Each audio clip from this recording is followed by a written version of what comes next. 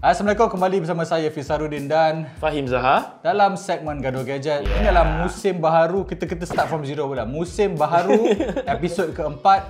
Dan hari ini adalah saya rasakan produk yang ramai orang menantikan. Pasal tengok kat Twitter orang tanya, kat Facebook ada tanya, iaitu The Battle of the XM5. Dekat tangan saya ada WH-1000 XM5 dan saya pula WF-1000 XM5. Dua-duanya lebih kurang sama tapi ada kelebihan dan kekurangan, dan dalam perbincangan kali ini kita akan bentangkan positif dahulu. Kita mulakan dulu dengan WF-1000 XM5. Fahim, silakan. Okey, baiklah. Pertama sekali kita semua tahu yang daripada XM jenis pertama, kedua, ketiga dan keempat semuanya saiznya agak besar. Betul. Boleh kata gergasi kalau kita bandingkan dengan TWS premium daripada pesaing.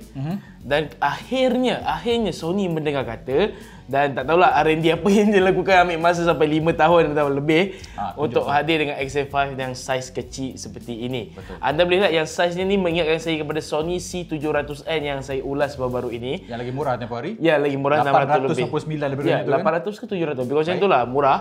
Tapi dalam saiz lebih sama dan teknologi yang lebih canggih. Baik. Dalam saiz yang mudah dibawa masuk dalam poket pula, dibawa masuk dalam gocek dan dibawa ke mana saja. Macam baru-baru ni saya travel ke Bangkok, saya pakai di dalam flight, memang membantu. Tak macam aku lah, kena ada bag. Itu satu, dah menang. Kecil. Baiklah, yang kedua saya suka adalah Sony katakan banyak perkara baru dari segi audio dibawakan kepada XM5 sebab ialah XM5 yang sekarang ni dah usia setahun, hampir 2 tahun dah kan. Hampir setahun lagi. Belum 2 tahun lagi. Kau ni baru setahun dah. Jadi Sony kata dia dengar kata-kata maklum balas daripada WH-1000 XM5, dia masukkan dalam ni dengan pemacu audio baru iaitu Dynamic Driver X. Okey. Phone telinga yang lebih kecil membawa audio yang lebih berkualiti tanpa sebarang pengalaman yang mengecewakan. Okey. Jadi kita nak apa? LDAC ada, DSEE Extreme, semua ciri premium Sony yang pakai AI semua akan dapat dalam ni. Termasuk spatial audio. Okey.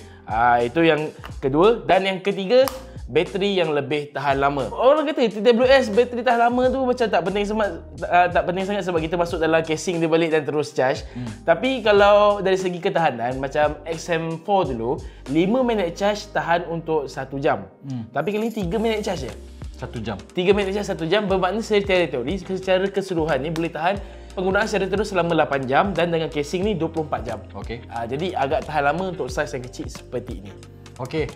Itu tiga yang apa lagi benda yang baharu yang tak ada yang kau rasakan unik? Kata ada macam conducting tu benda tu. Okey, pertama sekali dia ada sensor aliran tulang. Okey. Rasanya dia ambil konsep sama macam dekat WH-1000 XM5 yang mana kita boleh dengar suara kita bercakap. Okey. So mana and dia speak to talk yang mana kita tengah shot dengan audio, tengah kusyuk, dengar nasyid ke apa. Nasyid tapi dari macam ni kan. Bila ada orang lalu dekat kita bercakap, dia akan terus matikan muzik dan ANC tu dan kita akan dengar suara bercakap tu dengan jelas. Sama macam WH. Ya, dan saya rasa ni macam lagi cepat, mungkin sebab sensor dia ke apa ke, saya tak pasti. Dan juga boleh angguk untuk jawab panggilan telefon. Let's say lah, earphone ni tengah sambung ke iPhone. Ada panggilan telefon, saya just angguk, dia terus jawab. Tapi kalau kau dengar lagu Metallica, sepanjang masa je. Memang kita jawab, termatikan call banyak kali lah. Okey, itu yang positif Ya, betul. Okey, sekarang aku pula nak argue kenapa aku rasakan WH-1000 XM5 ialah pilihan lebih bijak nak bandingkan ni. Pertama sekali ialah saya rasa mungkin harga kau. Pasal ni harga dia 1399. Ya, betul. Dan ini harga dia 1799 sekarang. Jadi tambah 400, anda boleh boleh tengok. Dari segi volume, dari segi bahan, it's more than 400. Bagi aku, kalau orang tanya kenapa kan, ni lagi best. Tapi kita akan bercakap dari segi penggunaan lah. Pasal itu lebih relevan. Orang tak, sometimes bila orang nak beli benda mercu, harga tak peduli pun. Betul. So, aku punya argument bahawa XM5 ni lebih bagus, WF lebih bagus pasal ni. Comfort dia. Sekarang aku tak boleh dengar. Bunyi kat skrin aku tak boleh dengar. Dan sebagai orang yang selalu travel overseas, naik kapal terbang, hari tu aku gunakan ni untuk pergi Hawaii 21 jam. Kemudian pergi Korea hari tu dekat 7 jam juga. Boleh tidur, boleh relax. Sometimes tengah tidur tu sampailah pramugari tepuk bahu baru perasan. Tak dengar pasal dapat tidur dengan nyenyak. Jadi bagi mereka yang travel, aku rasa aku akan boleh suggest ni saja pasal dia sangat comfortable. Pakai untuk tempoh yang lama, telinga dah tak berpeluh macam dahulu, tak macam certain headphone akan berpeluh. Jadi saya suka. Kedua yang saya suka ialah dia punya set of features. Dia ada LDAC sama juga, tapi yang penting sekali dia ada Fahim yang kau tak ada Fahim. Dia ada bicara audio.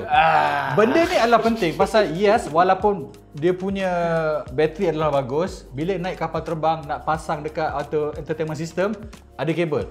Kita tahu kapal terbang tak ada lagi yang boleh support wireless, jadi daripada kita pakai yang headphone dia bagi dalam kapal terbang yang nampak low end tak sedap tu, kita pasal ada malam. kita punya sendiri. Dan akhir sekali yang aku rasa yang paling menarik ialah dia punya bateri 30 jam. Oh, extra 6 Jadi jam. 30 jam macam Fahim kata apa 3 minit charging 1 jam. 1 jam, yang ini 3 minit charging boleh dapat lebih kurang 3 jam. Oh. Jadi 30 jam ni adalah penting bagi mereka yang travel, dan paling penting macam dekat aku pakai kat office all the time, jadi taklah setiap hari kena charging. Dan pasal kita tahu lagi banyak kita charge bateri, lagi banyak bateri cycle, dia punya health akan berkurangan. Jadi kalau kita boleh kurangkan jumlah perlu charge adalah bagus. Mungkin satu lagi bonus ialah dia nampak futuristik. Setelah bertahun-tahun XM3, XM4, daripada awal kan reka dia sama, akhirnya ada reka yang refresh yang nampak lebih cantik. Again, audio dia aku rasa so far paling best untuk headphone keluaran Sony. Menarik. Okay. Ini aku punya argument. Sekarang kita kena, pasal orang nak dapat orang kata the right opinion untuk beli atau tidak. Ada baiknya jika kita sentuh pula dengan apa yang tak bagus. Okay, saya dululah. Aku lah pula. Okay. So, kita basically dua-dua setuju yang produk audio Sony memang quality audionya bagus. Yes. Tu tak nafikan lah. Tetapi, ada tetapi kat sini. Dekat WF-1000XM5, selepas bertahun kita nantikan versi yang lebih kecil ini, sayang sekali audionya adalah bukan apa yang kita harapkan. Okay. So, apa yang ditunggu tu tak cukup padu. Okay. Itu tajuk review okey tu. Tunggu tak cukup padu.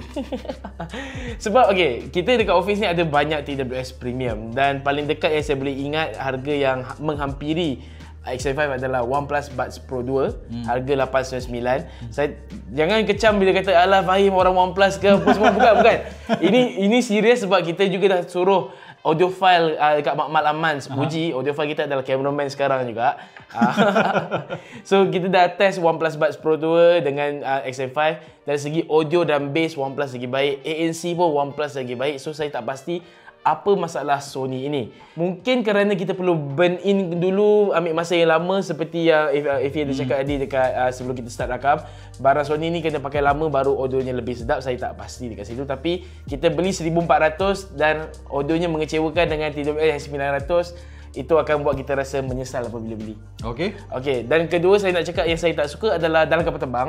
Betul bagus, ANC ni memang saya boleh tidur nyenyak, boleh kata apa dalam dunia sendiri. Tapi sebabkan ini adalah TWS yang terlampau kecil, dan apabila dalam telinga saya tidur ni nyenyak, tidur mati bila penat bekerja, kena menulis artikel sebagainya. So dalam flight tu saya akan asyik terbangun sebab nak pastikan earphone tu masih dalam telinga dan tak terjatuh kat dalam seat aisle orang lain. Takut terjatuh. Jadi itu isu yang saya tak suka dekat Sony. Lagi satu dia punya putik telinga silikon tu jenis memory foam yang agak sakit telinga sikit lah untuk penggunaan jangka masa yang panjang. Setakat ni, dua isu tu je saya ingin komplain dekat WF-1000XM5. Obey lu macam mana? WF-1000XM5 saya rasa isu sama macam Fahim. Masa saya ulas dan podcast, saya kata ini mengecewakan. 5M. Tapi lepas 6 bulan baru dia burn in, baru dia okey, baru memuaskan. Jadi itulah isu dia. At the beginning memang bunyi dia tak akan capai apa kita nak, dah kena ada masa yang tempoh lama sikit. Tapi isu yang lebih besar saya rasakan ialah dia tak lagi collapsible. Saya puji reka dia lawa, tapi let's be honest, dulu boleh lipat lebih kecil. Sekarang walaupun bayangkan bila kita masukkan dalam ni, ini boleh sama size dengan sekurang-kurangnya macam 4 seluar dalam. Space is premier dalam bag. Jadi kurang kat situ lah. Dan satu lagi isu mungkin ialah kita tengok dekat pasaran sekarang ada banyak headphone lain 70 jam, 80 jam. 30 jam memang bagus untuk Sony punya produk, tapi kompetitor sekarang dah makin power. Mungkin XM6 baru akan ada bateri lebih bagus. Itulah, bateri penting Sony. Please. Betul. Baiklah, itulah pendapat kami tentang The Battle of XM5. Aku masih tak convince. Kau convince dengan aku ke tidak?